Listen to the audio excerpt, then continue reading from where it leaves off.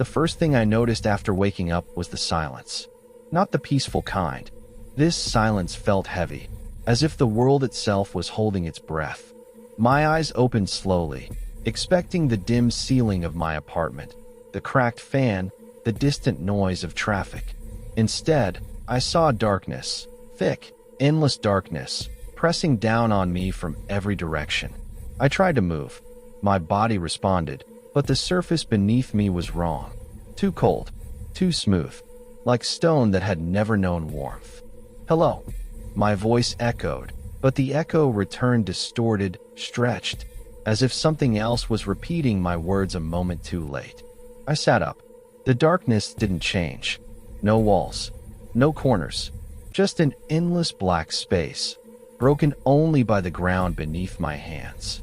I stood, heart pounding, and took a step forward. The sound of my footsteps followed me, but then I heard another set. Not mine. I stopped. The footsteps stopped too. "Who's there?" I asked, my throat dry. No answer, but I could feel it, something standing just beyond my vision, close enough that the air around me felt colder. I turned suddenly, expecting to see a shadow, a figure, anything. Nothing. Then I noticed something worse. I wasn't breathing. Panic shot through me. I inhaled sharply, or at least I tried to. My chest didn't rise. There was no burn in my lungs, no relief, no suffocation either. It was as if breathing had become unnecessary or impossible. That's when the memory hit me. The accident, rain, headlights, the screech of tires, the moment of weightlessness as my body left the road. I was dead. "No," I whispered. "This isn't hell. This can't be it." The ground beneath me trembled, as if responding to my denial.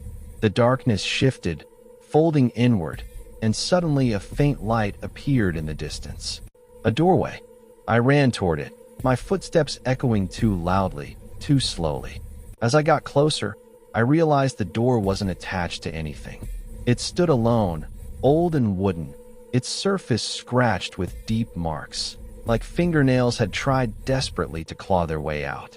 The door creaked open on its own.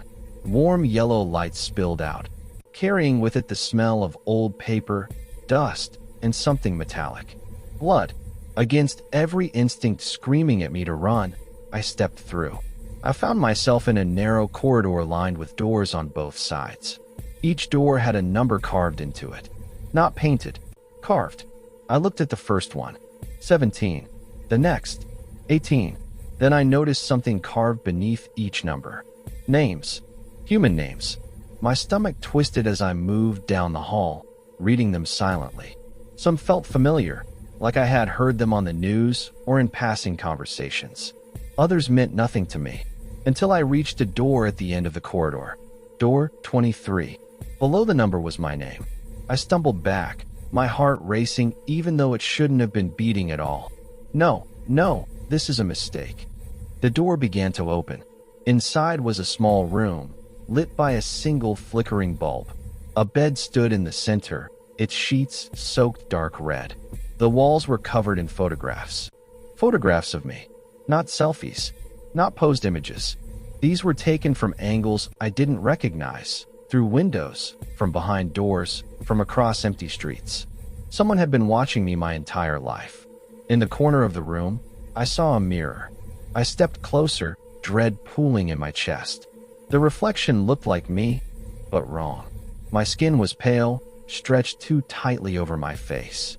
My eyes were open, wide and empty, like a corpse propped up for display. Behind my reflection, something moved. A tall shape emerged from the darkness of the room, bending unnaturally to avoid the ceiling. Its limbs were too long, its joints bent in impossible directions. Where its face should have been, there was only a smooth surface, except for a mouth, wide and stitched shut with thick black thread. The stitches began to tear.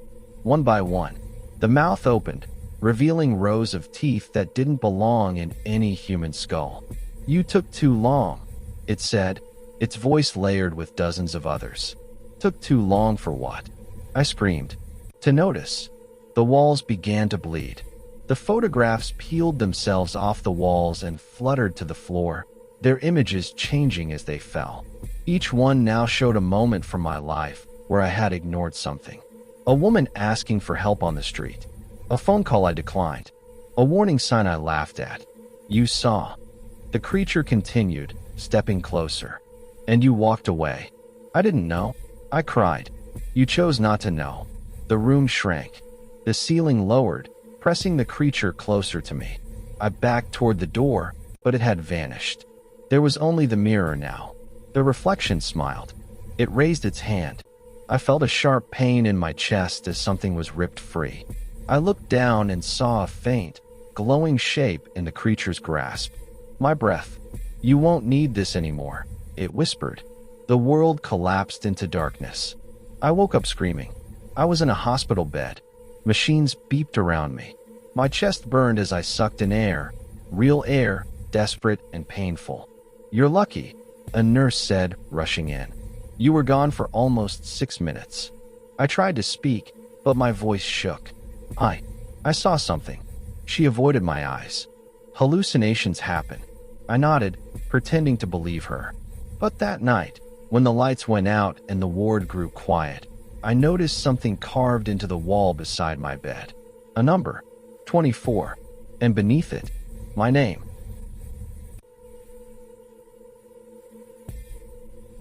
I found the recording on my phone at 3:17 a.m. It wasn't there before. I was sure of that.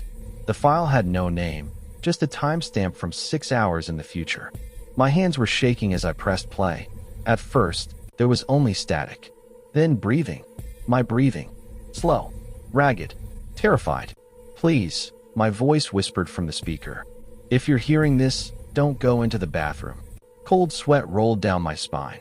I was sitting on my bed, facing the closed bathroom door across the room. Its light was off, the gap beneath it dark. I laughed nervously. This is a joke, I told myself. I must have recorded it earlier. But I knew I hadn't. The recording continued. It's standing behind the shower curtain, my voice said. It doesn't like being seen. It only moves when you look away. My phone slipped from my fingers and hit the mattress. The bathroom door creaked. I hadn't touched it. It opened slowly, inch by inch, revealing only darkness inside. No sound. No movement. I stared. Nothing happened. After a long moment, I exhaled shakily. See? Nothing. Then I blinked. Something shifted. Just for a fraction of a second, I saw it. Tall, pale, pressed against the ceiling like a spider hiding in a corner. Its limbs were folded backward, its head twisted unnaturally, face hidden behind a curtain of wet black hair. I screamed. The bathroom light snapped on. Empty. No creature. No movement. Just the shower curtain hanging still, the mirror fogless, clean. My phone buzzed. A new notification. New audio file created. Timestamp. 3:19 a.m. I didn't open it. I ran out of my apartment barefoot, ignoring the cold concrete stairs, not stopping until I reached the street. Cars passed. People existed. Reality felt solid again. I didn't go back that night. The next morning, I returned with a friend.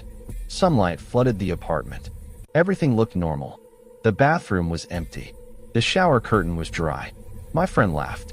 Dude, you scared yourself. I wanted to believe him. Until I checked my phone. The first recording was gone. Only one file remained. Timestamp, 3:17 a.m. The same one. It hadn't changed. That night, I stayed awake, lights on, bathroom door wide open. Nothing happened. No sounds. No movement. At 3:16 a.m., my phone vibrated. Recording in progress. No, I whispered. The bathroom mirror began to fog on its own, words slowly forming as if traced by an invisible finger. Look at me. My neck refused to move. My eyes burned as I stared straight ahead. From the corner of my vision, the shower curtain rippled. Something stepped out. It didn't walk. It unfolded. Its joints cracked softly as it straightened, rising higher than the doorframe.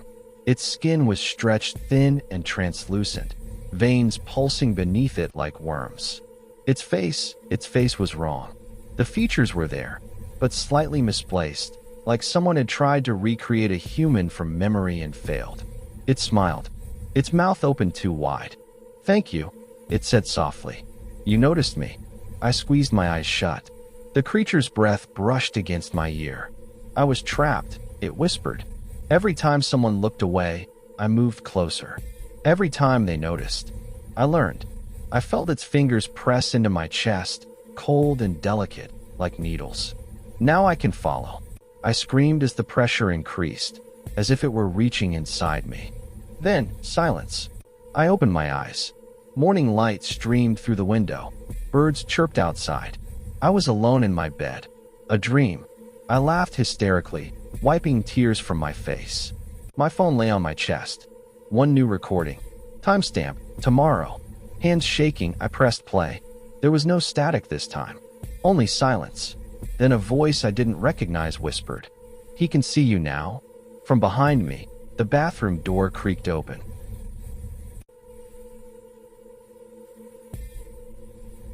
I woke up with dirt in my mouth. Cold, damp soil pressed against my lips and teeth, choking me as I gasped. I coughed, spitting mud, my lungs burning as I sucked in air that smelled of rot and wet earth. My fingers clawed blindly around me, scraping against wood. Wood. Panic exploded through my body. I was inside a coffin. The realization hit harder than the lack of air. My knees slammed into the lid as I tried to move, but there was barely space. The walls were tight, suffocating, pressing against my shoulders. Every breath felt stolen. "Help!" I screamed, but the sound was swallowed by the soil above me. My fingernails tore at the lid, splinters digging into my skin. I screamed again, throat shredding, mind breaking. Just as my vision began to darken, something scratched back. 3 slow lines. From above. I froze. Another scratch followed. Deliberate. Patient. Then a sound drifted through the wood, breathing. Calm. Controlled. Right above my face. A voice whispered my name. I didn't answer. I couldn't. The lid creaked open. Light flooded in, blinding me. A pale face appeared, upside down, smiling gently as if checking on a sleeping child. "Easy," the man said. "You weren't meant to wake up yet." Strong hands grabbed my arms and dragged me out. I collapsed onto wet ground, sobbing, vomiting dirt and blood. I tried to crawl away, but my legs refused to work. The man stood and brushed soil from his coat. He looked normal. Too normal. Middle-aged. Kind eyes. A gravedigger's uniform. "Where am I?" I croaked. He smiled wider. "Where you belong." I turned my head. Rows of graves stretched endlessly in every direction, crooked stones sinking into black earth. The sky above was wrong, dark, swirling, like a bruise spreading across the clouds. "This isn't real," I whispered. The man knelt beside me. "It's more real than where you came from." He helped me to my feet. My body felt heavy, stiff, like it hadn't been used in a long time. As we walked, I noticed something carved into the gravestones. Names. Dates. Some dates were in the future. We stopped in front of one grave. My name was carved deep into the stone. The date of death was blank. My chest tightened. "I'm not dead." The man tilted his head. "Not fully." I backed away, tripping over uneven ground. "I need to go home." "You can't," he said softly. "You were buried because you didn't stay in your body." The words made no sense. "What does that mean?" He pointed to the ground beneath my feet. "Most people leave once. You left too many times." A memory surfaced, faint, fragmented. Falling asleep and waking up unable to move. Watching myself from above my bed. Floating. Astral projection, I had called it. A harmless curiosity. The gravedigger watched my face change. "You wandered too far," he said. And something else wandered in. The ground behind me shifted. A hand burst from the soil. Then another. Bodies pulled themselves out of the graves. Twisted, broken, their movements jerky like marionettes with tangled strings. Their faces were familiar. Too familiar. I recognized my mother. My childhood friend. My neighbor. All of them had my eyes. They turned toward me in unison. "You left us," they said together. I screamed and ran. The cemetery twisted as I fled, paths looping impossibly, graves rearranging themselves. No matter where I went, I ended up back at my own grave. The gravedigger was waiting. "You can fix this," he said. "You just have to return." "Return where?" I cried. He opened the coffin. Inside lay my body, or what was left of it. Its chest was hollowed out, ribs spread wide like broken doors. Something black and pulsing sat where my heart should have been, beating slowly, wet and alive. It turned toward me. I felt it recognize me. "That's not me," I whispered. The thing inside my body smiled without a mouth. "It is now." The cemetery began to scream. Graves burst open as more bodies clawed their way out. All of them wrong. All of them wearing pieces of my face. The sky split open, revealing darkness deeper than the grave. The gravedigger grabbed my shoulders. His hands burned like ice. "You don't have much time," he said urgently. "Either you take your place, or it keeps it forever." I looked at the thing wearing my body. It stood, joints snapping into place, testing its stolen form. "I don't want to die," I sobbed. "You already did," the gravedigger said. "This is about ownership." The thing stepped closer, smiling with my lips. "Thank you for leaving the door open," it said. I lunged. The moment I touched my body, pain ripped through me like fire. I felt myself being pulled, compressed, crushed into something too small. The world screamed as I was forced back inside flesh that rejected me. I woke up in my bed. Sunlight streamed through the window. My chest rose and fell rapidly as I gasped for air, clutching my heart. I was alive. I laughed, crying, shaking, until I noticed dirt under my fingernails. In the mirror, my reflection smiled a second too late.